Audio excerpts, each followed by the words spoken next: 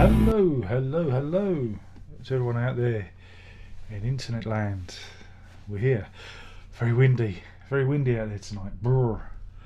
Wasn't it? Yeah, talk to the dog. Very windy, but we made it back in one piece. Hurrah. Hot beverage at the ready. Here we are again.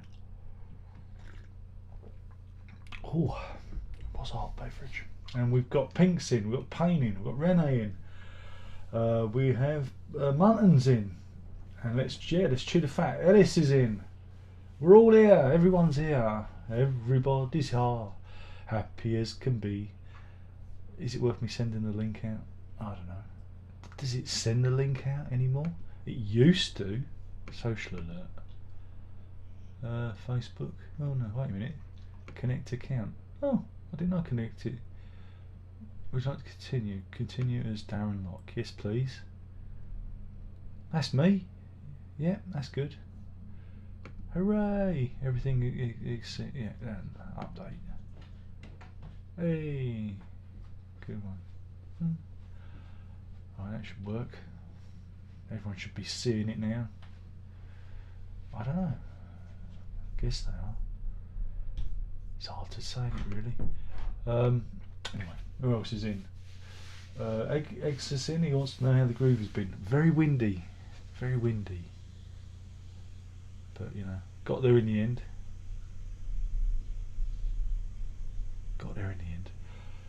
Right, so we just... Yeah, it's hanging slightly to the left. So, we just sit here then, shall we? Renee's got the link. Okay, good. I'm glad that happened. Again, it's all they changed everything. What did I do? Knock something on the floor.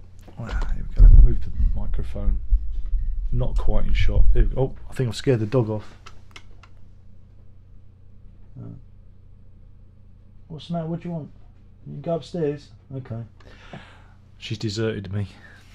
She's not like Alex. He would have stayed to the end.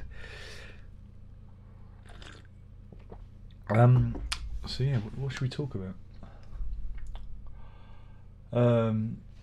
He wants nudity. Well, lead on. You can go first, son. You can go first.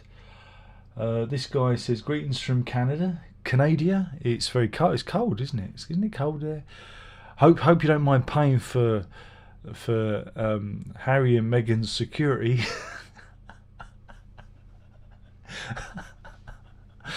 Oh dear, the royals, what are they like?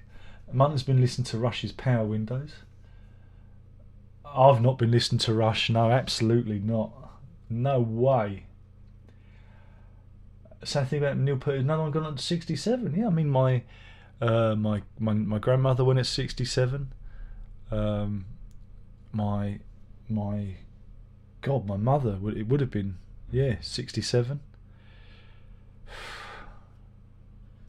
My grandfather was 68, I think it was. Though he was still 67. His 68th birthday would have been the following week. So I ain't got long left. But then I'm not a hardened smoker like they were.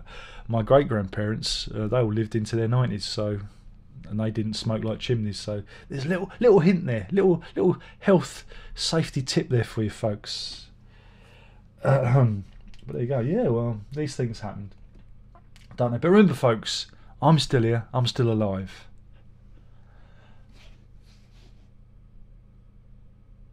Do I like Hound by Sun Ra? Not my thing. Luna's in. We've got some lunacy from Luna. Lunacy. Oh. Very quiet. No one want to get the conversation started. Good. I'll just look at Twitter instead then. What's the latest thing I sold? I sold loads of things. I sold my VG99. Sold a US 20 switching unit.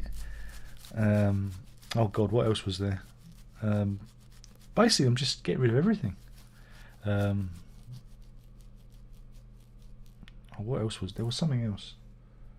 Oh, pickup, GK bass pickup. So yeah, I'm just getting rid of I'm selling my guitar rig, and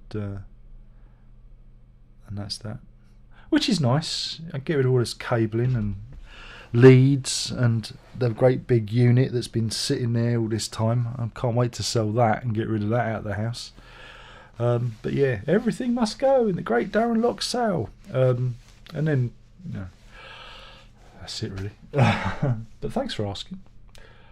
I did sell. I've had dealings with somebody abroad who hasn't got the sense to contact the courier because they weren't in when it was delivered, and he tried to do me for a refund. But thankfully, eBay have sorted that all out. I think he's a little bit lacking in the brain department, or he's cunning like a fox and just trying to get the drum machine and have a refund at the same time. But not on my watch, Sonny Jim. Ain't happening. No. Where are we? But yeah, Neil Peart fell off the drum stool, gone to the great drum crash in the sky. That's it.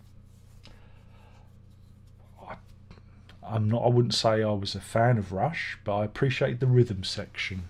There you go. That's the nicest thing I can say without everyone having a go at me.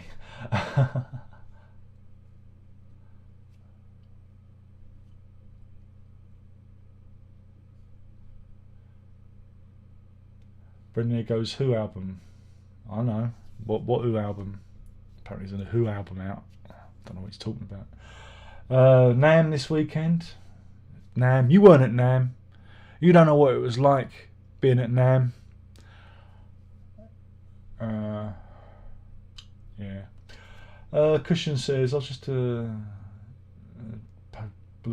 was your Pink Floyd later years box review. I never buy these things. I just watch your reviews. And that is the correct answer. My refund has been processed. All the money has been returned to my credit card. So let's never talk about it again. No, I can't just, it was a really awful box set. Like, all these things are awful. Expensive, nonsensical garbage. We don't need any of them. Because again, at the end of the day, these things sit on the shelves, gathering dust, and you end up going and listening to the vinyl that you bought 40 odd years ago instead.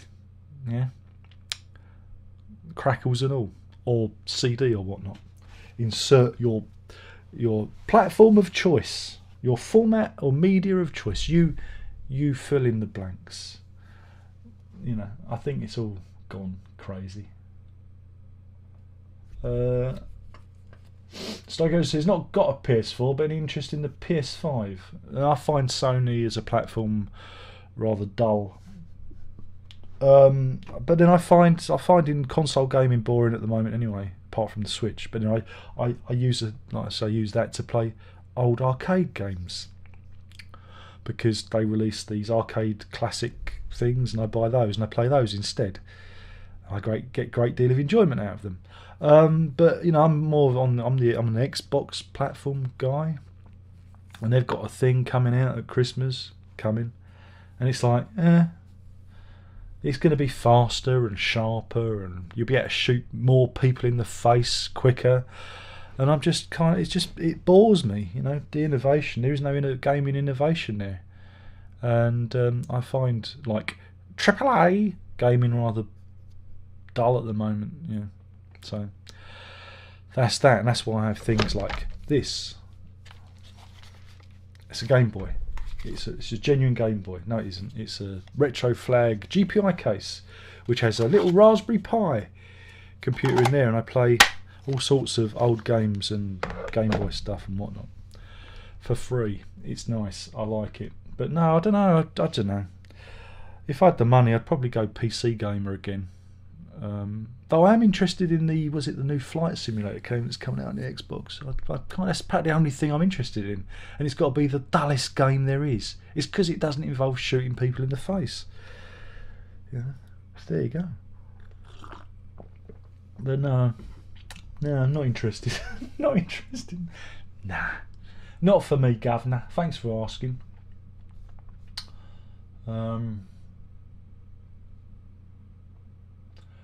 Andrew says, are there 2020 music releases you're looking forward to? No. Nah, sorry. I think, like I mentioned it last week, there are a couple of things I've already, like first week of January, and it's like these things are coming, and there's a improvisational album from Brian Eno and Laurie Anderson, and a third chap whose name I can't remember, which is coming out, is it next week? I don't know. But Rough Trade are doing it, and there's like 500 copies on vinyl. It's probably a load of bleeping and blooping, but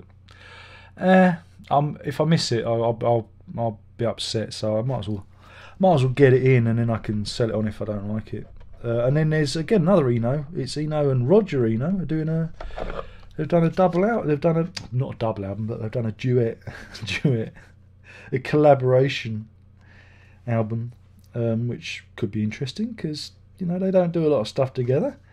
I imagine it's a load of ambient dribblings, but, you know, we'll give it a go. And there's isn't there a John Hassel reissue as well that's on the horizon? But yeah, that's really where I'm coming from. It's really all that boring ambient new age crap, you know, boring old rubbish. I've got this today. It's a couple.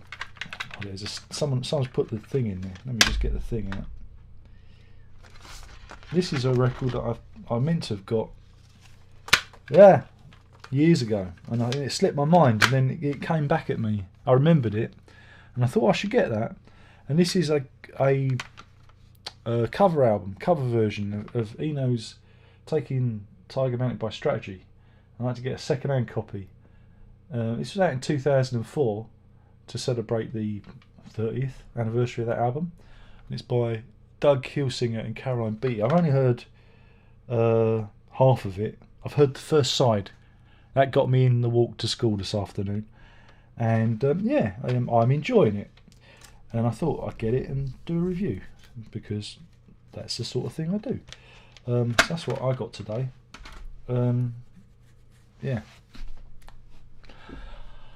Onward we go.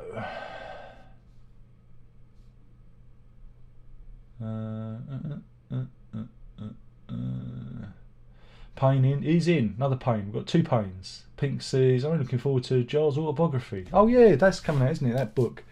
Oh, and another thing is Chris France has got his biography from Talking Heads, which I think I've got on pre-order as well. What I do is I pre-order this stuff on Amazon, and then I forget about it, and then it turns up. Worst thing is when you forget about it and then you order it from somewhere else and then you get two turn up. I've had that happen before. Munton says, what was the exact reaction to hearing Bert's passing? Oh, I cried. I don't know, I just went, oh, that's sad. What do you want me to say? I had a party and baked a cake and wore a little party hat. No, I knew he was ill because they weren't touring anymore.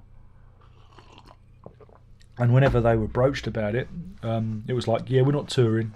So you knew that there was something up, you know. That you knew that he was. No, I was hoping it was more like Phil Collins' physicality, him not being able to play. But no, it's sad. You don't want people to die. You know, it's just a sad story. Again, somebody who's a very powerful player. You know, a mountain of a player, and you go, oh, sad.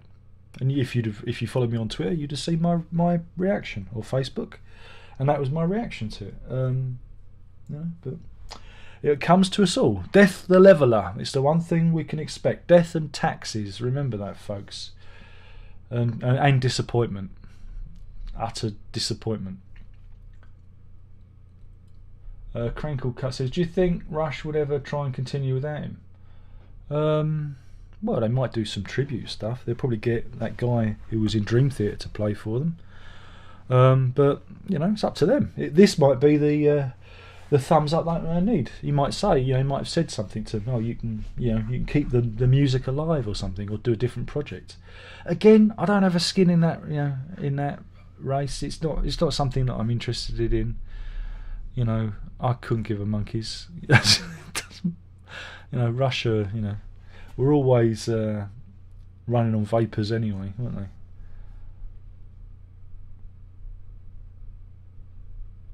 Because she says, agree on Rush, excellent musicians, but I still haven't got past the singing. Yeah, there's I like bits of it, bits of it are okay, but I never understood how they were so big, a bit like Stephen Wilson.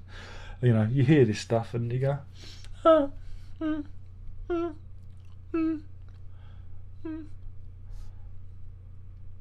Watkins is in. Procky says, hey man, what do you think about Plastica? I don't think anything of it. What do you think of it? Vive says, the Rush Sectors box set were pretty good until Rush decided to do another discography box set. Well, it could happen now.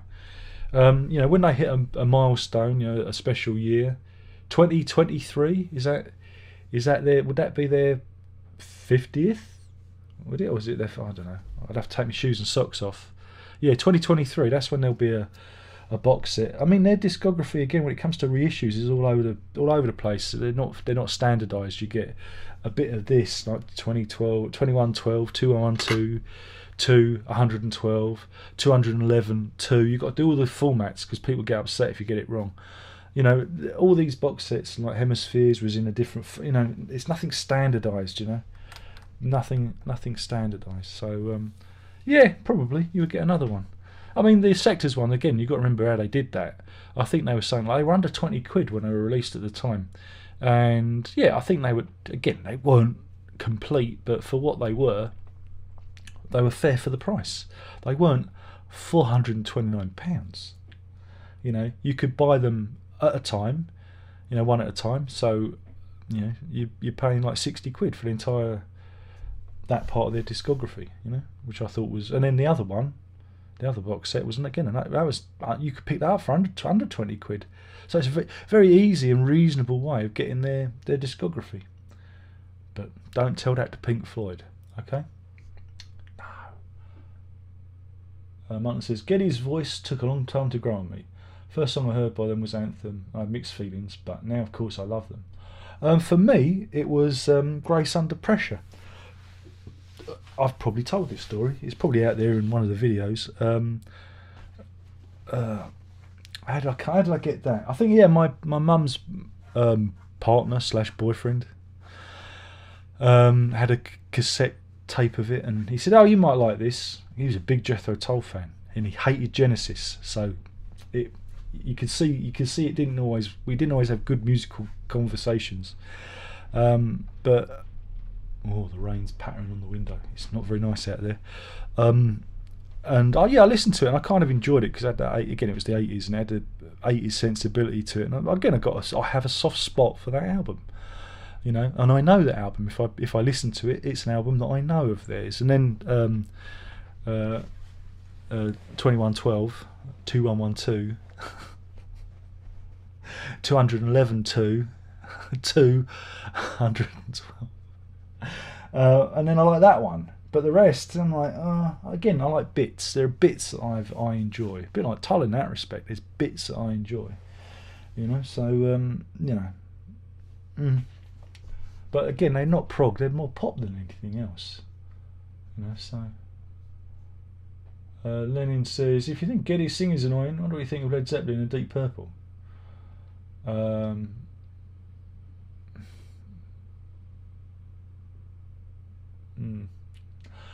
Payne says the exterior of the exhibition centre where they do NAMM was used as the Picard series of Starfleet building. Well, there you go. Everything goes back to Star Trek.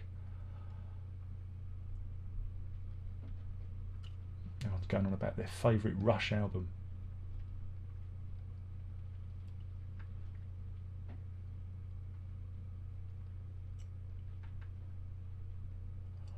Rene says, you're right there, Darren, gathering dust they do. I'm thinking of selling my collector's sets, boxes, etc. also. Me too.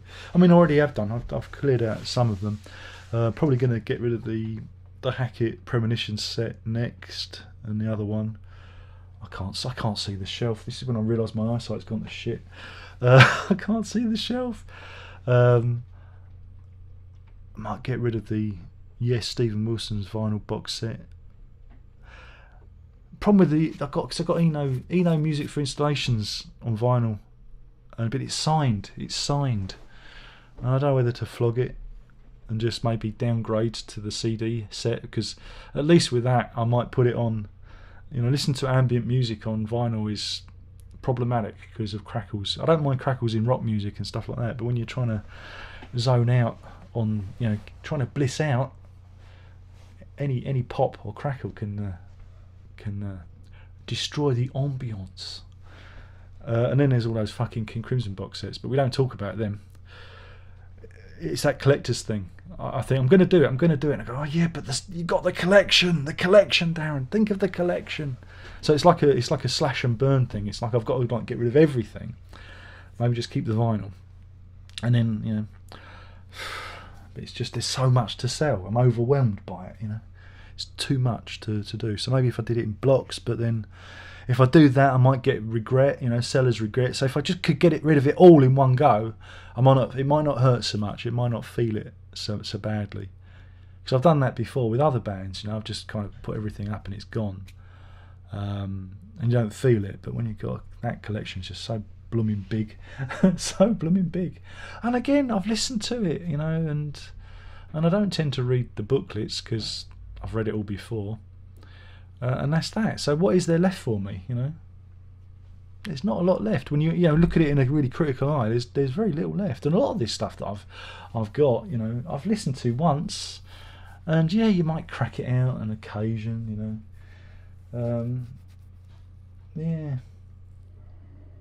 yeah, different times. Again, years ago when I was working, I used to play a lot more variety of stuff because I was used to listening to stuff on the tube and that, on the tube in. So I'd have like a bag full of CDs and batteries, and and so it was more worthwhile then because I was listening to more music. And now I don't listen to them as much. I listen, but do my own thing. So yeah, it's all problematic. Again, I could drop dead, and I don't want to leave all this mess behind. I mean, Sniper's Alley, haven't I? Could go at any time, go at any moment. Could keel over now. And then the missus has got all that hassle of boxing all this shit up and selling it on eBay. Terrible. Do I still have the Talking Heads box set brick? No. No, that's gone. That went a long time ago. Luna says, if someone can sing B flat 5, that's amazing. Okay then. And I've lost the thing because all the questions. Marlon says, Dave Lawson of Samurai and Greenslade is another voice I like to warm to. Oh yeah, Greenslade. I know what you mean. I always have trouble with people, with singers that have an American inflection to the vocals, because I come from the centre of the universe, the UK. I always have a little bit of an issue of American voices in British music. Do you know what I mean?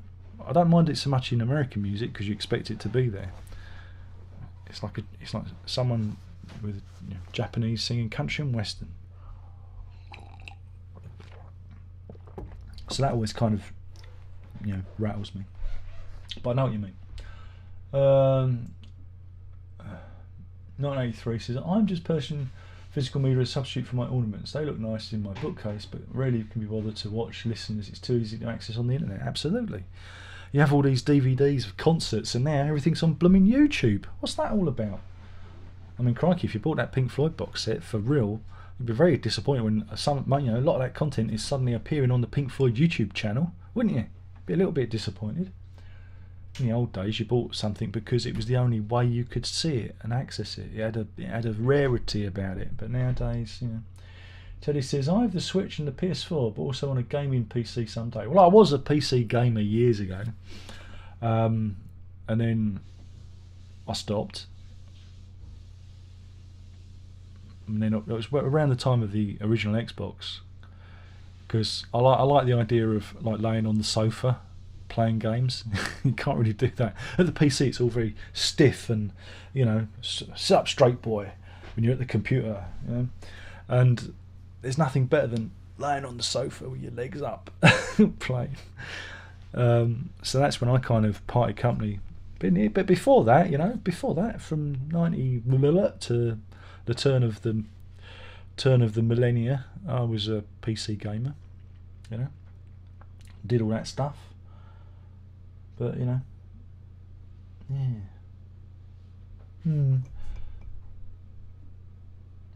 Peter Cushing says, last video game I played was the first Diode on PlayStation. I'm so out of touch with gaming. Yeah. Munton says, did you ever see the 30-minute video of Eno singing gospel songs? No, I didn't. Stuck goes, are you waiting to come across new music that interests you, or are you looking for... am I on the quest for new music? I don't know. It doesn't bother me so much. When I was younger, I was worried I was missing out. You know, now, you know, was it FOMO? Fear of missing out? But nowadays, it doesn't bother me. I usually get there in the end. And the problem is I find a lot of... This is when you know you're old. I find a lot of music today rather boring. You know, there's very few things that will make me go, oh, that's interesting. You know, because a lot of it's been done before. I do think we've kind of reached a saturation point. And, you know, I think that's reflected in pop music. And pop music has become truly homogenous. It's become the equivalent of an egg, you know, that you buy in a tray. You crack the egg and it's the same egg. Every egg is the same, you know, same size, texture, colour, and that is pop music now. Now, when I was a lad, pop music there was such a wide range of stuff to listen to, all in the chart, in the top 20, in the top 40. You know, you'd have reggae next to heavy metal, next to rap, next to, you know, rock, next to ballads, love songs, gospel.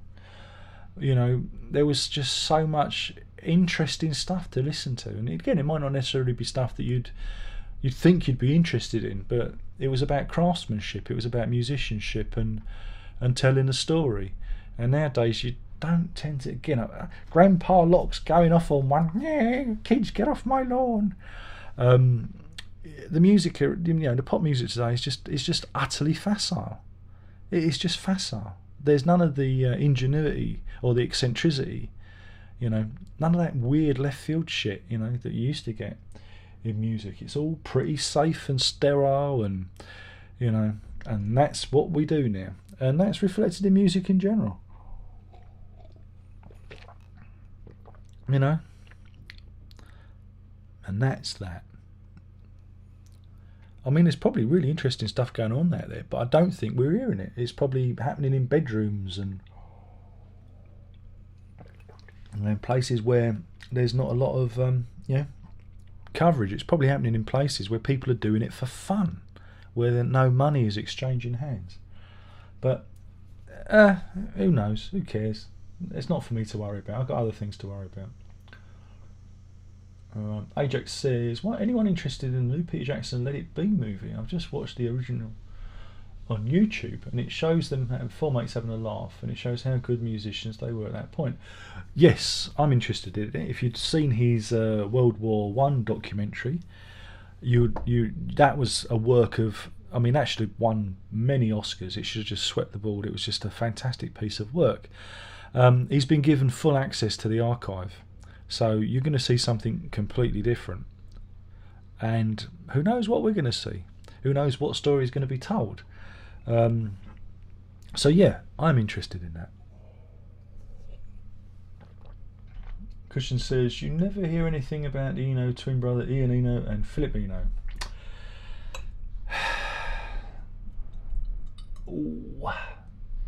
Bibe says, is the monarchy in the UK held in huge regard, or is it just whatever at this point? The whole mess with Harry and his wife is such a huge gossip lately. Is the whole thing again? I think there's you see, if you're what do they call them? Is it Republican? That gets confusing. I won't use that term in case you're American, because you're going to think that's the political stance. Okay, if you're anti-monarchy, usually young. I was when I was. It was like, oh, the bloody Queen, born into royalty. It's not fair. And then you get older, and you see her, and I mean, you see wills today. You know, handing out medals and shaking people's hands.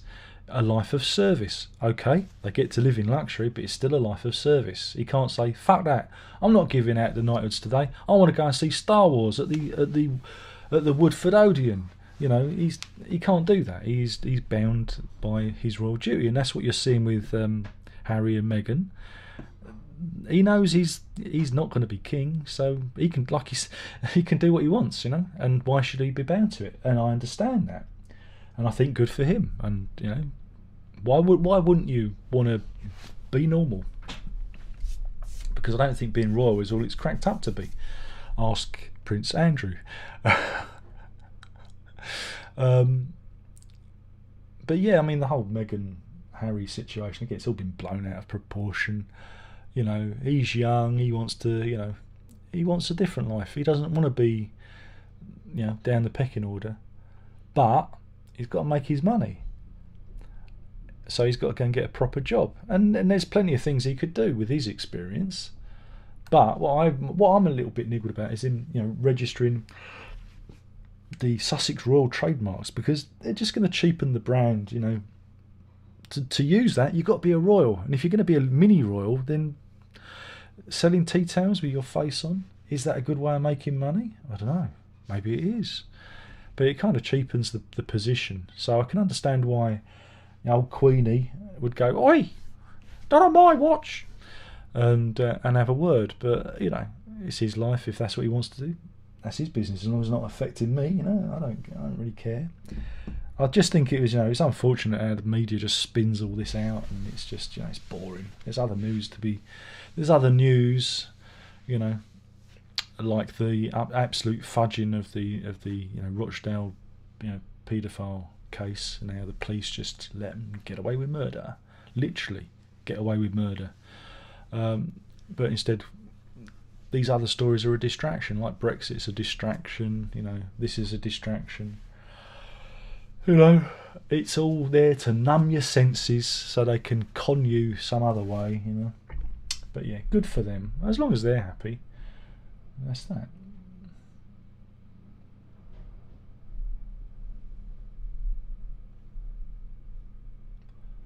I think 1983's going on about detritus. Yeah, I think he's talking about his record collection. Then he says, I never got into Rush. I totally understand. Q2 says, hey Darren, I want to say thank you for your refreshing unboxing of the 80s. Did you sell it? It seemed like a giant waste of money. No, I actually sent it back to Amazon and got my refund. And actually, I think I was legitimate to do that, because I think the Pulse version there was a judder to it. And I put my Pulse on, my DVD version. It was lovely and smooth, and because it was in PAL, but the Pulse was in NTSC, and there was a little kind of a skip. You know, it's one of those imperceptible kind of wiggles, and just for that alone it deserved to go back. No, I couldn't keep that one. I mean, again, last one, the early years, I bought that as a return, and I returned it. So, you know, I like it that people think that I keep everything. I don't. I sell a lot of it on, you know, because everything has its time. Oh yeah, I'm probably going to sell my Pink Floyd Shine On box set as well. That's going to go out the door. So there we have it. But yeah, you know, it's an unfortunate thing. I've become completely exhausted. That box set has exhausted me to the whole notion of, you know, what the rock and roll industry is trying to do, because it's just so greedy and so useless and so badly thought out and so badly put together, and again, so expensive. It's like, really? A box set you have to assemble yourself. Oh, I've got to remember to put the holders, the cardboard holders in place so the books. It's like, who thought this through? It's like they designed the box and then couldn't figure out how to fit the contents into it. You know, it's like, it's just bad design. But there we go. And it was a giant waste of money. Well, the Rush can keep going if they want to. They might do it now. Now that things have changed for them, they might have stopped. They might have stopped because out of respect, But I don't know. Who knows? It's their. They would have had a discussion. If they would have known his condition, and they would have had the discussion. So if they don't, that was the discussion. If they do, that was the discussion. So wait and see. Bit too soon to tell, isn't it? Really, it's still a bit painful for people. So but none of us are getting any younger. So it's all rather sad, isn't it? Luna says Led Zeppelin will never reunite without John Bonham. Well, it'd be fucking hard work, wouldn't it? They'd have to dig him up. Wouldn't they always get Jason to do it like they did before when they played the O2 those years ago? But again, they don't need to, do they?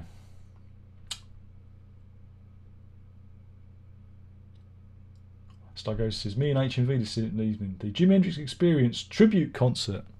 Dun, dun, dun, dun. Foxy lady. Luna says, how can they keep going since they lost one of the best drummers of all time and the best bass players of all time? Because they got one of the best singers of all time and one of the best guitarists and songwriters of all time. Kind of evens it out, doesn't it, really? Payne says, the Rush box sets haven't been great, although Permanent Waves could be promising if there's a full 1980 show on there. Yeah, sure. Q2 says, what would you think of a Pink Floyd Animals box set? I think it would probably cost about 1,200 quid. I don't know. I can't get excited. That's the thing. I can't get excited because I could get excited and it could either be shit or expensive, or at worst shit and expensive. So I'd just like the 5.1 in a cardboard slipcase, and then they'll charge me 500 quid for that. But no, I don't want them to do anything expensive. I want him to be cheap, something that the fans can actually afford. Because I'd hate to think that there were people that would have, I don't know, gone without, or saved a lot. Took a long time to save to buy that later years box set. Because it's good on one level, but it's shit. It's shit on so many levels. It's good that they put all this stuff together, but they could have done it for a fraction of the price. Oh dear. But what's it all about? Maybe they need the money. David's got to buy some more guitars. Kat says, have you ever taken an Uber? No. Why would I take an Uber? I walk everywhere. Well, they're restricting it, and I think they're appealing. I don't know. It's not something I'm interested in. If you want to get, I don't know, touched up, possibly raped, but not spend a lot of money, get an Uber. Yeah. There you go. Don says there is a point in buying the blue Pink Floyd as the audio is. Yeah, there is no point. You've missed out no point. I thought you'd actually had some sort of stroke then, because it made it sound like you said there is a point, and then you stated all the reasons why there wasn't a point. But no, this is the point, Don. You've got it absolutely right there. Unless there's something on that set that is completely, limited edition, I don't know. Just remember, all you got to keep telling yourself is £429. That was the original RRP. Andrew says, do you like the Beach Boys? No. It's not that I don't like them, I just don't get it, because it's from California, and it's talking about surfing and sunshine and all the pretty girls. It's like someone in LA getting Joy Division. You know what I'm saying? Because you got to be there. I think listening to the Beach Boys whilst in LA and the sun is shining and people are surfing works perfectly. But on a day like today, when it's pissing down and I've been blown from pillar to post by the wind, no, I'll stick to this to get me everywhere. So yeah, it's more a cultural thing than anything else. Cultural relevance. He says Brian Wilson was brilliant at coming up with crazy harmonies. Pet Sounds was a great album. Whoops. was a great. Oh, I've lost the bloody questions again. Why does it do that? Where's it go? Oh God, there's so many questions. I've got to get a move on. Wilson was brilliant, kind of crazy. His Pet Sounds was a great album, even if it flopped. Exactly, when it was first released, it flopped. Again, another issue with the Beach Boys is who is playing on the album, because it is basically lots of musicians that aren't the Beach Boys. You see where I'm going? I like my bands to be playing the music. Pet Sounds was a giant hit in the UK. Yeah, we'll buy any old shit though, don't we? Cushing says the largest boxes I have are 4 to 6 CDs, and getting through them is a challenge. You should try one of those ones that has a lot in. I can't even name them. Cut says, do you think it's sad that CDs are being phased out now? Digital media is for the masses. Well, that's not strictly true, because it was in the UK last year they sold 25 million CDs as opposed to 5 million vinyl albums, and that figure has stalled. It's kind of plateaued. So the myth that the CD is dying out is a myth. It's a total myth, because people are still buying them. So it's just not buying as many, you know. It will never be the late 90s again. You know? I'm just looking at myself and thinking, no, it will never be the late 90s again. Oh well, but at least I knew this would happen. Luna says, the only box I own is the entire collection of Simon & Garfunkel. I was thinking about that today. I was on the toilet, like you do. Oh no, I wasn't on the toilet. I was laying on the bed. I'd just been to the toilet and I needed to lay down to recover, you know? It's one of those. No, it's not true. I'm lying, I'm just telling the story. But what was it? Simon & Garfunkel came on, Cecilia, and I was thinking it would be nice to get some Simon & Garfunkel on the vinyls. But the problem I have with them is my father's favourite band, and so I can't, you know. It's like listening to Darth Vader's record collection, you know. You know, that's why I have a problem with Graceland, Paul Simon. I loved that album when it came out, you know. Adrian Blue, Boy in a Bubble. Oh, loved it. And then I found out it was my father's favourite album, and it just killed it for me. It's like, I'm done. Watkins says, I think I might like Japanese country and western. Yeah. I'm not doing it. I'm not going there. I am not going there. Not with all this cancel culture going on. Payne says, I've still yet to understand why people listen to the Beach Boys. Me too. Tom Pink says, it's like the Bee Gees. You may not like them, but people like... How dare you compare the Bee Gees to the Beach Boys? The Bee Gees were bloody... Oh, they're some of the best songwriters there was, you know. God damn it. I will not have you compare the Beach Boys to the Bee Gees and...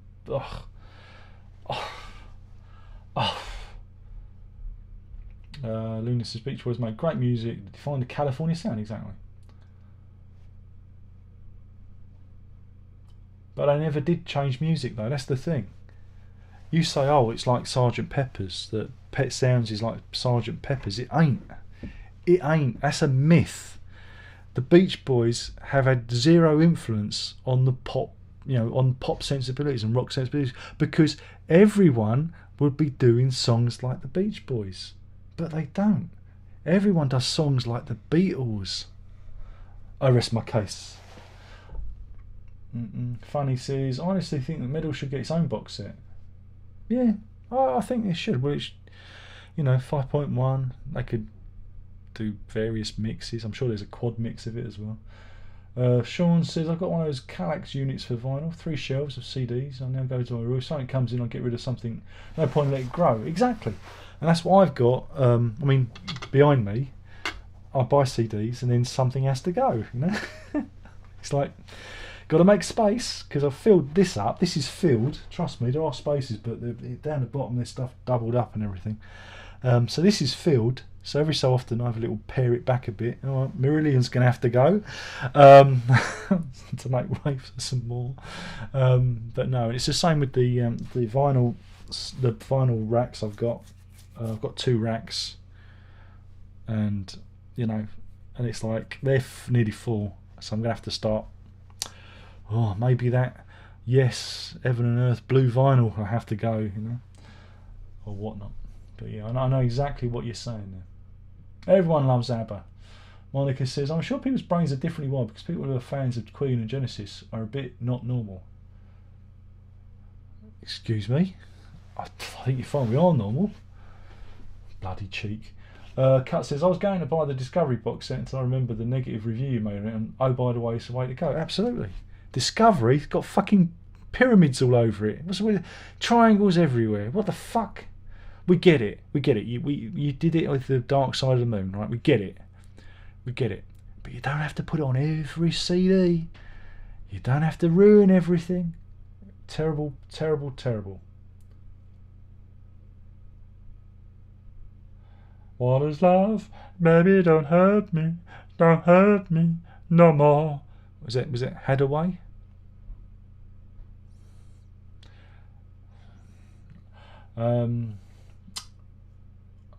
Big says, do you like the Alan Parsons project? I believe it was some kind of hovercraft. Watkins says, regardless of where you stand, I think it's incredible that a woman Queen's age just keeps it together. Exactly. This is it. This is somebody that has served her country for entire life. And I tell you, I know what it's like. You know, taking my son to school, and it's like days like this I go, I don't want to do this. I'm sick of doing this. Make it stop. So to have to shake people's hands and, you know, pretend to be interested, you know, I've come around, you know, because like I said, I was very anti-monarchy when I was younger, and then you get to an age where you go, do you know what? Fuck them. They can have the palaces, they can have the crowns and the ermine. They're welcome to it. I don't want it, you know. And again, I think it's important. It gives the country a sense of identity and history, again, because we are a country. Problem is, there's a lot of progressive people want to forget history or only want to remember bad parts of the history so they can punish us because of bad decisions that have been made instead of looking at the good things and the positive things. And also, because I'm from the old East End, you know, it's the Queen Mother who came around when the Blitz happened and shook people's hands and, you know, tottered through the rubble. You know, and that means a lot to us East End folk, you know, so that kind of runs through it as well. You know, and, you know, lost my great aunt in one of the last bombing runs of World War II. March 1945. One of the last bombing runs, and wiped her out and her two kids, a little baby and her 2-year-old son and a little girl. And the funny thing about that is my grandmother never spoke about it. I didn't know anything about it. She just said what happened, but there was no details. I didn't even know she had a baby daughter in the house when it was bombed, and I found that out via the internet. I did some research. And I read it, and it broke my heart. It made me cry an awful lot. So again, these kind of things kind of, you know, make you appreciate those, because you don't get, you know, you don't get the politicos doing it. You wouldn't get the celebs coming around war-torn areas shaking hands. I don't get Hugh Grant doing that.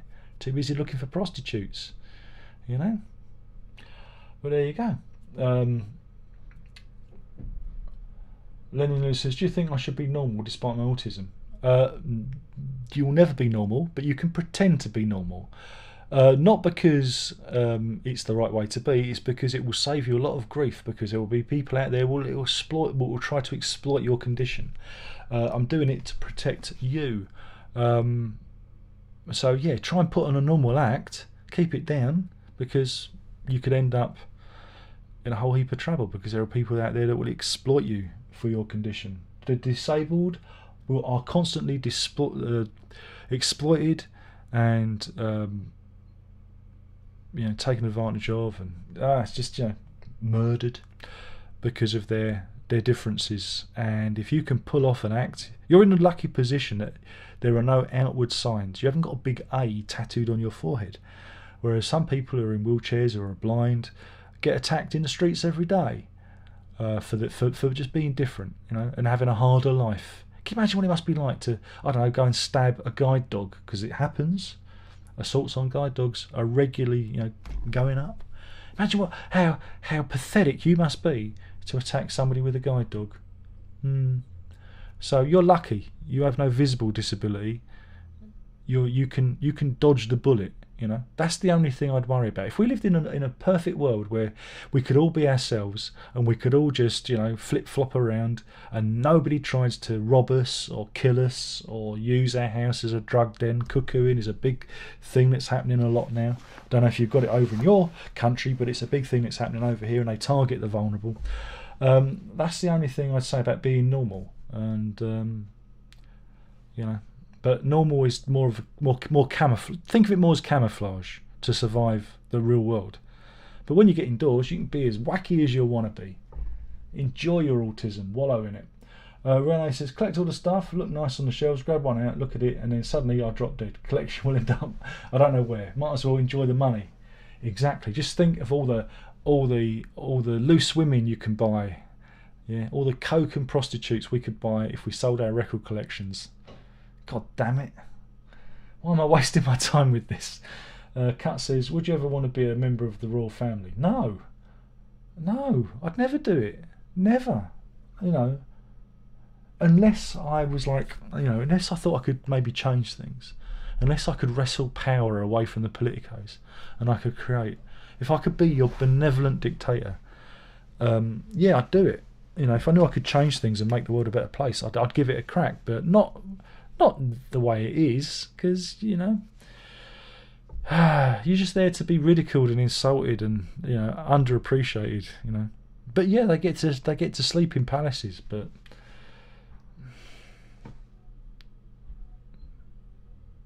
does it mean anything? No, it doesn't. Says Irene is back. He says, good day. Been a while. Yeah. Well, where you been, man? Fly by night. That's a Rush reference. Luna says, thoughts on Johnny Rotten? John Lydon is top bloke, top dog, alpha dog. Harrison says, hey Darren, how we been? We've been. Tom Pink says, Johnny Rotten, he got fat. He's got a thyroid problem. So, one, he's old, and two, he's got a thyroid problem. So that's why he's got fat. All right. So cut him a bit of slack. We can't all be svelte.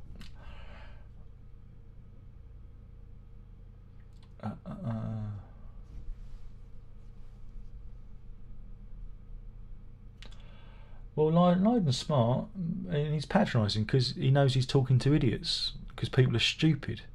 And I totally respect and understand everything he says. He does an awful lot of work for charity, which you don't know about, because he doesn't like to talk about it, mate.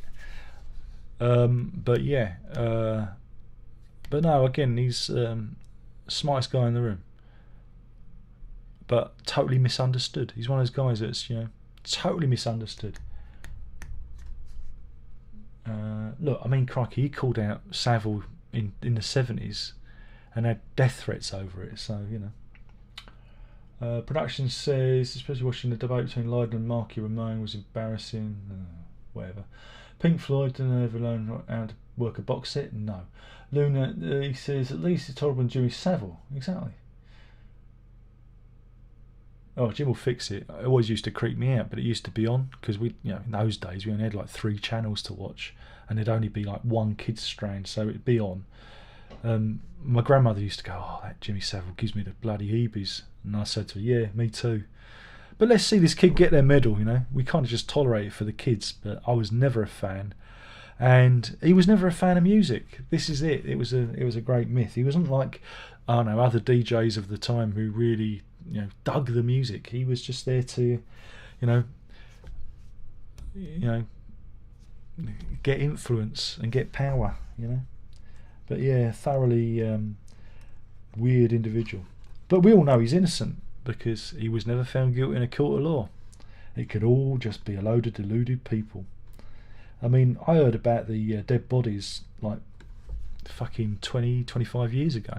It was a rumour that went around in media circles. Oh, you know, Savile. I mean, once I entered the circle, the circle of the media, you know, we heard all sorts of gossip and things, and so that was kind of known that he used to, you know, go into the morgue when he worked in the hospitals and that, and had a special key to go around Broadmoor. You know, this was whispered and known. But you know, there you go. He's dead now. Ain't going to change anything, is it?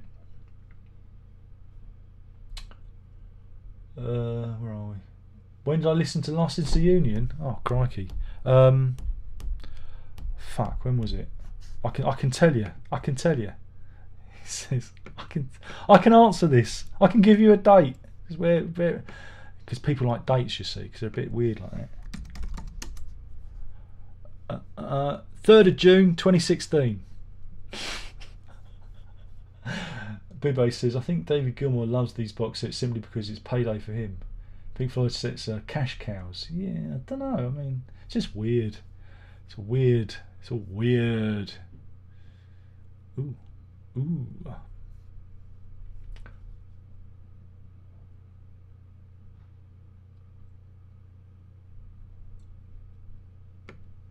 That's true, Luna. He did know. He knew. Right, where are we? I've lost the thing again. So it says, Unattended Luxury is still my favourite Pink Floyd box set. It's a bit iffy, isn't it? Cheap though, but iffy. Gilmour is rich enough to give his house to charity, says Paul King. Harrison says, what's your favourite song by the Bonzos? It's a toss-up between The Bride Stripped Bare by Bachelors and What Do You Do? For the bass line of Dennis Cowan, the great late Dennis Cowan, who's one of the most underrated, delicious bass players there ever was. But alas, kids, don't do drugs. Pink's Listen to Talk. That's a Yes album, and he really enjoyed it.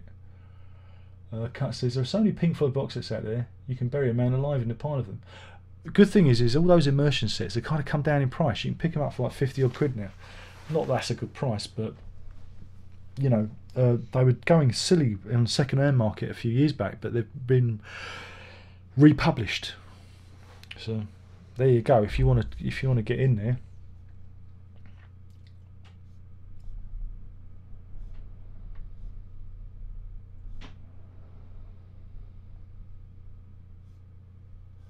And all the questions spin up the screen again. La, la, la, la, la, la, la. Exactly, walk everywhere.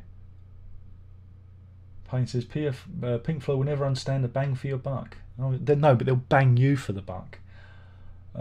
Green says, Rise of Skywalker review? ? What's that mean? Am I doing one? No, I haven't even seen the film. I ain't unlikely to see it until it comes out on home. I have no interest in it. After the last one, The Last Jedi, which I've watched 3 times now, because I watched it with the kids and they loved it. You see, it weren't for me. No, actually, they laughed at the going up the mountain, coming down the mountain. They're getting away really slowly. Those are the jokes that we tell.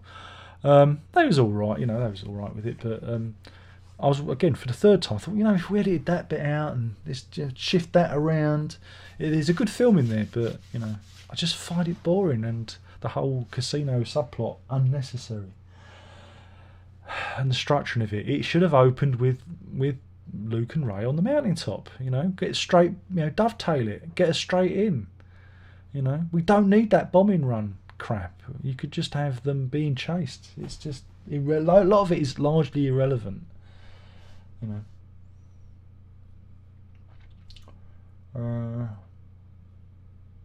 Don asks, have you watched Rise of the Skywalker? No. When it comes out on iTunes, I'll probably watch it then. Harrison says, I love Simon and Garfunkel, but I see where you're coming from. Again, I love them, but I feel dirty listening to them. And also, I have memories of when my dad was around, because he left when I was 7. But before that, we used to go for drives, late night drives, and he'd put on Simon and Garfunkel, on the radio, and Sound of Silence would be playing as we'd be driving. And in those days, in the 70s, if you went for a drive of the night, there'd be no other cars around, and the street lights were kind of very dim, and so it was very atmospheric, you know, and we didn't talk, and you know, and I have these memories, and playing certain music takes you back to places I don't necessarily want to go, and I don't want to remember, you know, so it's problematic. But I like them too, you know. It's just really tricky when things are tied into bad things, you know, and you can't extricate them. So, like I said, I haven't listened to Graceland in years. You know, so there you go. Oh, he said the ELO word.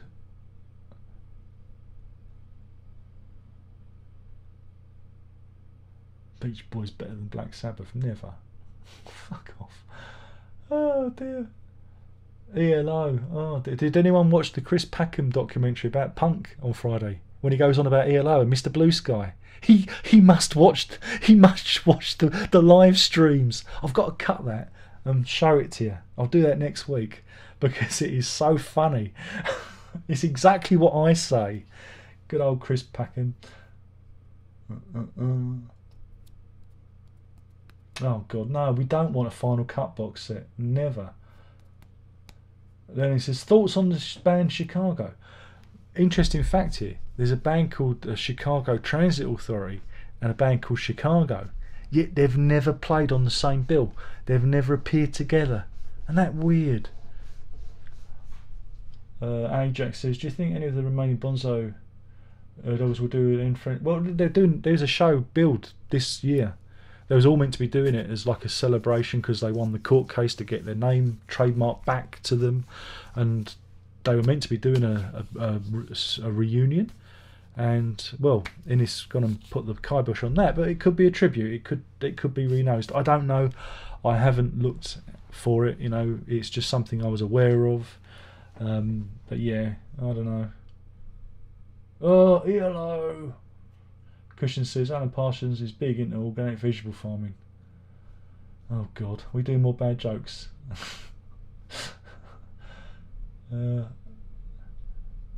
Oh, that was painful, Peter. Painful. Cesarini says, would like to see an Obscure Podcast box set. We are scraping the bottom of the barrel. People are just arguing about the best band. We all know the best band is me. Oh God. It's just funny since Obscure was voted the worst Floyd album of all time. Surely not. Endless Dribble. Easily. Hands down. Endless Dribble. Endless Dribble. Johnson says, why is a drummer like a condom? Yes, well, oh. No. These jokes are awful. Yeah, but Ummagumma isn't even an album. It's a studio album with a live album. Nobody sits down and listens to Ummagumma. Seriously, no one does. Not unless they're smoking the funny cigarettes. Cream Cut says, wasn't Queen Elizabeth's sister? Yeah, Margaret, a real wild one. Absolutely. Because she knew that she wasn't going to ever be queen. You know, and she knew that her sister did a good time. She was a goer. She went, you know. And you got to admire her for that, you know. But yeah, it's all true. All true.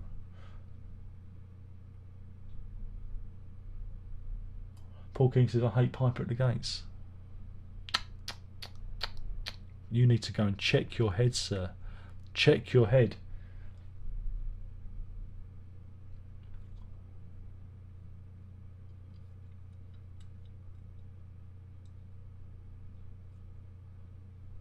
Oh no, now we're doing lists. Max Kane says, thoughts on the Smiths? I used to like it when I used to do the packets with a little blue packet of salt, and do you remember those? They'd be plain crisp, but you could add as much or as little salt as you want. Smith's crisps, loved them. Those were the days. Little blue packet of salt. Just me then. Munton says, that Mark Mother is another odd favourite of mine. Why? It was a very a very important album for them. It's only that the band has kind of got, you know, a lackluster response to it. And if you listen to it, again, we talk about orchestral records, and I've mentioned bands that use orchestras being a bit rubbish. This time they actually use them, you know, the orchestra is like kind of essential for, it's actually a part of the whole fabric of the album, for Christ's sake. And again, I think Out of My Mother's quite underrated, really. You know, I think it needs more love.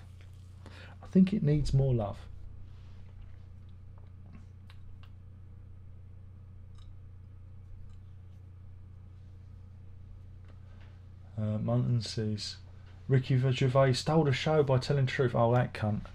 Oh, wait a minute. A multi-millionaire white man who is the darling of Hollywood and Netflix, he really showed him, didn't he? He was a right rebel. Yeah, no, he's part of the system. They all knew he was going to do that. Bullshit, man. Bullshit. You fell for it.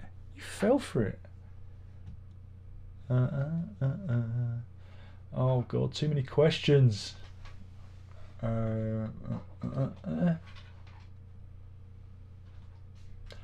Bibbe says, one way Floyd can make more money is by making a biopic like Bohemian Rhapsody.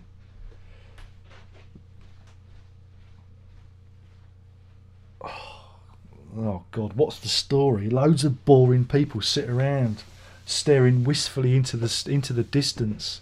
There's no story. It'll be 90 minutes of watching Syd Barrett going mad, and then 5 minutes at the end where they do Dark Side of the Moon and play Live 8, and that'll be it, and it will all be compressed. But most of the film would just be Syd Barrett going mad and being locked in a cupboard. And who should play them? I think Eddie Murphy should be Syd Barrett. David Gilmour should be played by Andy Serkis as Gollum, my precious Fender Strat Black. Nick Mason, it could be played by anybody really, couldn't it? Richard Wright, Martin Jarvis, he'd be good as Richard Wright, and of course Roger Waters got to be Richard Gere. There we go. That's that sorted. I'm ready to do the direction. I've already written a script. It's up here. I'm ready to take it. I'll take it on. I'll show Dexter Fletcher, who can direct biopics. I'll show him. Renee says, Fugazi, will that be the next Marillion Deluxe edition? I don't know. I have no idea what's happening with that. I don't know. Again, I'm a bit off the boil after Afraid of Sunlight, which I was really looking forward to, and it's just been a bit, I was really looking forward to it. It's like, is that it? Is it? You know? I don't know. Ajax says, I agree with some of Ricky J's points on religion. There's nothing to die for, but everything to live for. Yeah, but religion is just stupid. If you sit down and think about it, seriously, you'll know that religion was just created to subjugate and extort money from people. So a really smart fellow would have thought, see those idiots over there? They're scared of thunder and the dark. How can I make money out of this? And that's how it happens. That people still believe it in the 21st century, I find blooming well baffling. But it's the human condition, because we don't want to realise that, you know, there's this small blip of existence that we get. It's just a small blip, a tiny wart on the cock of humanity, of time, is this little blip of humanity that we've got. We are in darkness a lot longer than we're in the light. Our natural form is darkness and nothingness, and to waste your time worshipping someone that isn't there to need to be told what to do. If you're not a good human being in your heart, that your parents couldn't raise you to know what right from wrong is, it boggles my mind. I mean, I went to Sunday school when I was a kid, because it was something to do. Not that my family was particularly religious, it's just we lived opposite a church. There was Sunday school. Do you want to go and make friends and hang out with other kids? I went to Sunday school. But I got bored with it because it was a load of bollocks, Religion's bollocks, And that's it. But if you want to believe, that's fine. You carry on. I would never ever question, but unless it, if I was murdering people and cutting people's heads off and all that kind of murderous stuff that goes on. But it's just a crazy thing. But Gervais is just he's another guy who struck lucky with The Office. Again, there are other series, like was it People Like Us, I think, and Operation Good Guys. I always got to mention them, that did the Fly on the Wall documentary series before Gervais, a good 3 or 4 years before that. So he got lucky. He hit the sweet spot. But everything else he's done has been a little bit either mawkish or exploitative. Derek. So I don't think he's the great comedy genius that everyone makes him out to be. I mean, his stand-ups are just... The last one he did, I just sat there and just like... It's like, because his shtick is worn a bit thin, But there you go. And he blocked me on Twitter for... I don't know why. Bastard. But yeah, I think again his comedy has kind of reached the doldrums, But I think Steve Merchant's more interesting. Again, he gets more interesting acting roles, and I think he's a better actor. I think Merchant, he should do. I mean, he's got that serious role where he's playing the murderer coming up soon, which should be interesting to watch. Though I'm not sure if that's going to be broadcast. I don't know if it's been blocked or something, because it was meant to be out a while back, but I don't know. But yeah, don't think Gervais is some sort of moral crusader, because he ain't. He's just playing the room. He gets his wage packet. He'll say anything for enough money. Come on.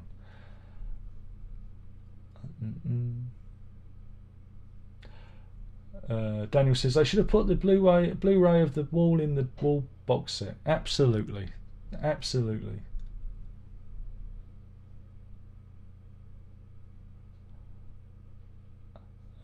Where are we? I've lost the questions again. La la la la la la. Green says, I loved your Last Jedi review. Oh, fuck off. Yeah, it was a bit like that. Again, I was a big fan of Rian Johnson before that. Not necessarily for Looper. Looper's all right. But what he did with Breaking Bad, directed some great episodes there. So I went in thinking, we're in safe hands. This is going to be a roller coaster ride. I'm going to enjoy this. This is going to be good. This is going to, The Force Awakens was a really good foundation film. Okay, people complain, but I enjoyed it. I can understand their complaints, but I thought it was a good foundation to build on. And I came out of there and said, what the holy hell was that mess? Because it's a mess. It's just messy, and I don't know. And that's why I'm not really that concerned. This is the first Star Wars film I've not seen in the cinema. So there you go. All the others I've seen in the cinema. And this is the first one I just thought, I know what's going to happen. Are you ready? Kylo Ren's going to die. Because he's on a redemptive arc. You know what I'm saying? He's got to die. Am I right? And I haven't seen it. I've not witnessed any spoilers. I've done that, but I know that Kylo's going to die because it's that bloody obvious. It's all they can do with the character, So, and by knowing that, I've no real interest in going to pay 30 quid for a family ticket, because that's how much it's going to cost to sit there for 2.5 hours to watch Kylo Ren die, to do an obvious redemptive arc. Am I right or am I right? Anyway, they should have used time travel. My idea is they should have used time travel. Luke should have been travelling through time, going back and putting things right. Stopping the Emperor knobbing his mother. Slipping a condom on just as he enters, because we know that the Emperor is Anakin's dad. Come on, we know that. G-Mine says the great Bonzo tracks, jazz. Yeah, I mean, they're all great, aren't they? Quiet Talks of Summer Walks. Yeah, another good one. I do like that one too. Kat says some people are trying to pinpoint why Star Wars prequels are good. However, they're all bad. No. The bad one is Attack of the Clones, because there's nothing there. It's a bit like The Last Jedi in that respect. Is it doesn't further the story along. It's just a load of things that happen, and it doesn't bear any relation to the greater arc of the story. So for that one, you don't need to see it. You can watch 1 and 3. And now I saw 1 and 3 at the cinema. Everyone raved about it. Kids love it. My kids loved it. They loved the race, the pod racing. They loved it. They loved they loved all that stuff. It's clunky, but then you look at the McClunky. It's you look at the dialogue in the first Star Wars, or the fourth Star. I'm confused. It's my first, your fourth. And the dialogue in that is appalling. George Lucas can't write dialogue. He's awful at it. So that's par for the course. But I think it's a fairly solid story. And the thing about Lucas is he always brings imagination to the universe. You will see new things. You will see new crafts, new creatures, new robots, new situations. New things happen. Nothing new happened in The Last Jedi. Or in The Force Awakens. It was relying on nostalgia to get you through it. There was no new ideas. But in those prequel films, there were always new ideas. I mean, I think it's in the Clones where Ewan McGregor goes to, is it Camino, where the clones are, and that fight in the sea, and I really like that. I think that's a really good, interesting cinematic thing. I like that bit. And in the third film, it's you got to remember, it's Shakespearean, it's melodramatic, it's but people are trying to whereas The Last Jedi, nothing happens. But they're not as bad. I think people, the internet has allowed people to complain, about Jar Jar Binks, who was a great character. He's the most important character in the Star Wars universe. He really is. For it's he who allows the Empire to take control. That poor old Jar Jar. But I think people just enjoy having a go at the prequels, and again, Lucas was using new techniques. He's using green screen and digital cameras and whatnot, and was trying to push things in a different direction. He wanted to do digital actors for the first time. Before Peter Jackson did it with Gollum, there's Lucas doing it. The idea of a digital actor that doesn't exist, and and he I remember him saying he wanted to get to a point where he wouldn't need actors, and that he could just do a film all in the computer, all the backgrounds, all the foregrounds, the everything would be computer generated. That was what he was working towards, and that's because he was trying to do something different and present something that people had never seen before. And I think they're hard. I think they're hard on him, and that's a shame. But there you go.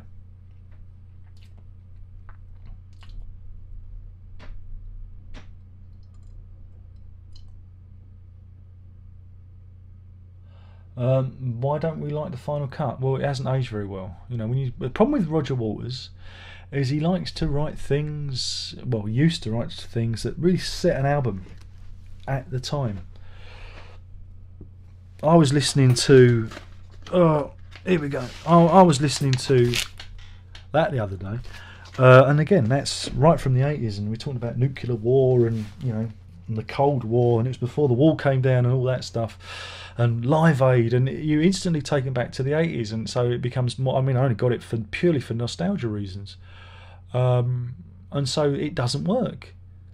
Because we talk about CB radios and and it's like, what? Try and explain that to to a young'un, and miners' strike, and you've got to know British socio-political and economic history to appreciate the album.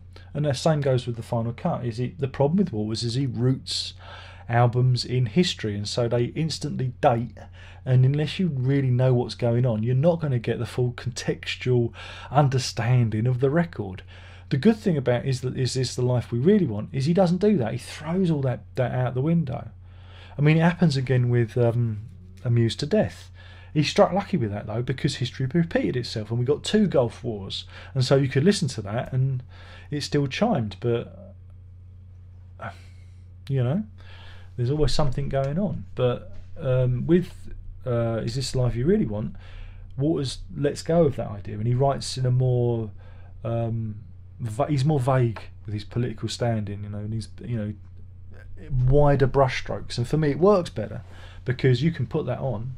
And yeah, he refers obliquely to Donald Trump, but you don't know it's talking about Donald Trump. He could be talking about another useless president or leader in the future. It fits, and that's what you need to write universally.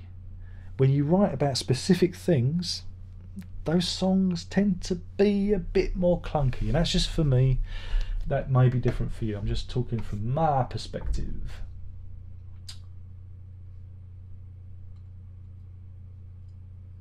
Those were the days, exactly, and all the things are going wrong.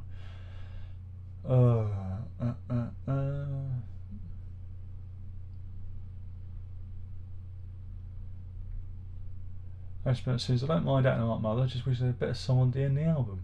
Yeah, well, again, that's filler. Yeah, can have that one. Luna says, Johnny Marr rules out. Johnny Marr rules, but not out. That's my line.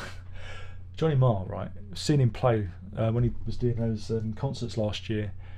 Oh, he's fucking brilliant. I mean, I always liked his guitar playing. Always, but doesn't need the Smiths. Johnny Marr, just watch it, especially his version of How Soon Is Now, which is my favourite Smiths track, because it's just fucking just guitar. It's just guitar, and he does it without Morrissey, and now it's really good. There you go. Don't need it.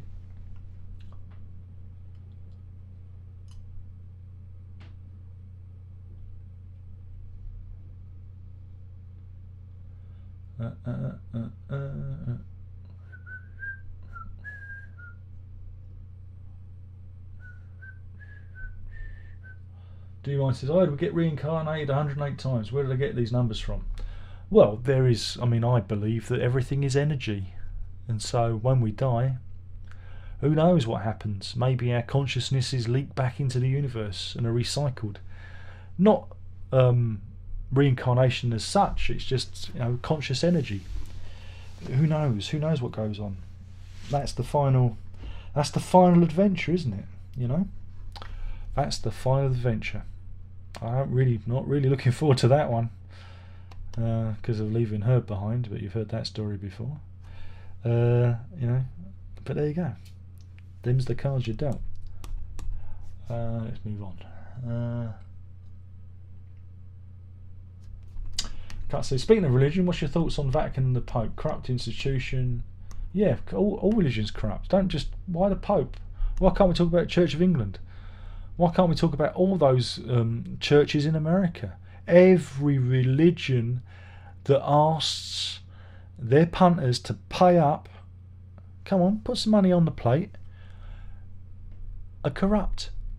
It's all corrupt. You shouldn't have to pay to get a blessing from God. If a God existed, do you think he'd be interested in your money? No, it's a corruption of the religion. If you take it to its logical conclusion, if there is a benign, benevolent God who wants his flock, his creations to be happy, he certainly don't want to touch them for 10 quid here and there, does he? Bullshit. He certainly doesn't want to guilt trip them into being good, or don't behave yourself, you're going to hell. No. If there is this forgiving consciousness, it'd say, okay, you've raped all those children, but you know what? In heaven, I'm going to give you a second chance. Up you come, son. This is where the whole argument falls apart. It's all a joke. It's all a nonsense to make money. All of it. All of it. But the Pope knows how to dress well, doesn't he? He knows how to dress well, that Pope. Ajax says, going for one on vinyl.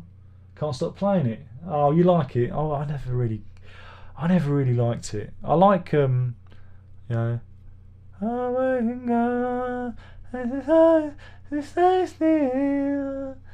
one. But I only liked that when I saw them do it at Union, because it was magical and had all the lights going, and I got kind of hypnotised, and they was all playing. Even Bill Bruford was shaking his maracas. And that's when I fell in love with the song, hearing it live. I mean, I'd heard it, but I just thought it was a bit cheesy, naff crap. But hearing it in the live at the Union gig twice, it was magical. It was a magical moment.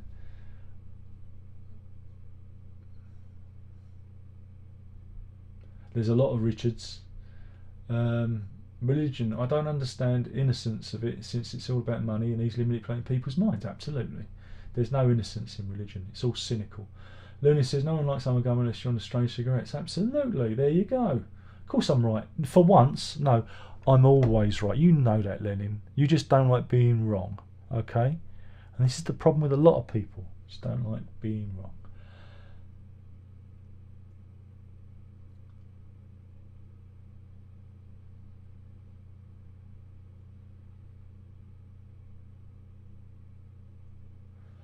Hajik says, what about Rogue One? That was poor. No, I loved Rogue One. Thought it was brilliant. Excellent. Dark, miserable, everybody dies. It's the complete opposite to what Star Wars was. Again, you've got to remember the context of it, you know. It was brave, original. Again, messed around with the studio, because I think the director, they kind of muscled in and there was some reshoots and re-edits and whatnot. I don't think the story was meant to be exactly how it went. But you know, that's Disney. Thanks for playing. But no, I like Rogue One. I've got a lot of time for it.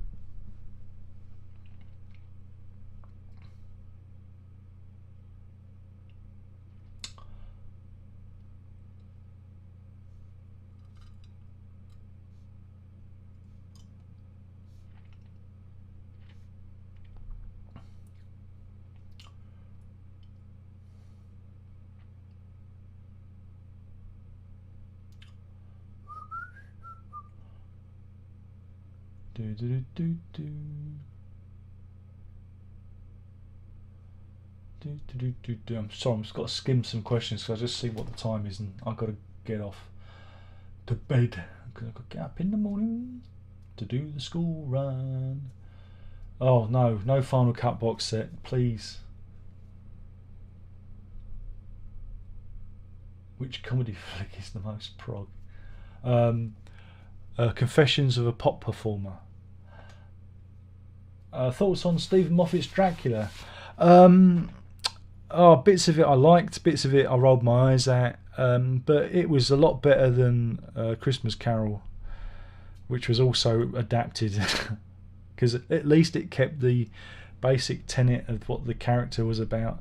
They took some liberties. There's a lot of homages. What I liked about it was all the homages to other Dracula movies and the mythos of it.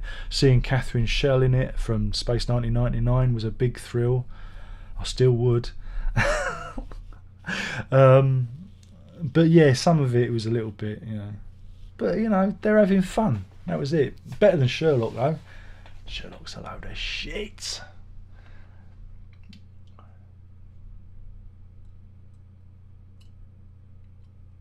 Cyrus is in. Oh yeah, but you can see this is why psychics, this is Kringle Cuts, are saying, imagine if a psychic told you were Hitler. Psychics would never do that because they're a con and they only tell you things that you're going to like. Like, you're a very creative person, you know. Oh, you like books, you're intelligent, you know, because I notice that there's a, I don't know, paperback in your bag or something. And if you are reincarnated, it'll be someone like, oh, did you know you were Winston Churchill? You'd be a winner. They don't want you to be a loser. You're never anyone boring. They never say, oh, you're the guy that emptied the slop bucket at Louis the XIV's court, you know. They never give you that one, do they? You're always someone heroic or wonderful. Because coin. William Forsyth says, the fact we have made it to 2020 with religion and the monarchy is silly. It's all man-made cartoon.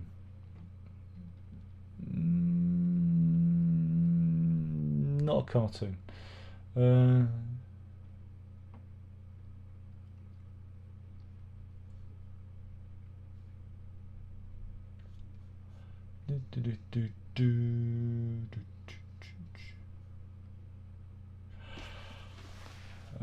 Watkins enjoyed Moffat's Dracula but thought the ending was disappointing.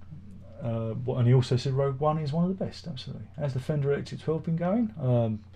Recorded a song with it. So yeah, but my hands, it hurts my hands. That's yeah. And Ajax is looking forward to new spin image. What do I think of Delbert McClinton? I don't know what that is. Rogue One is one of my faves, says Harrison, because he does something different. Absolutely. Have I heard the Utopia Strong? I don't know what that is. If it's the band Utopia, they're not something I ever really interested in.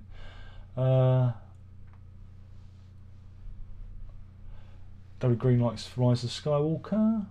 Which snack bar is the most prog? Oh,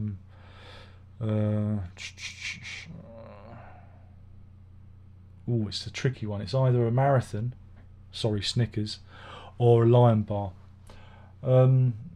Somebody says Snickers. There we go. There we go. Psychics are also to blame for Peter says made more Pink Panther films. No, I think probably the paycheck is probably the reason why. Thoughts on the current state of rock?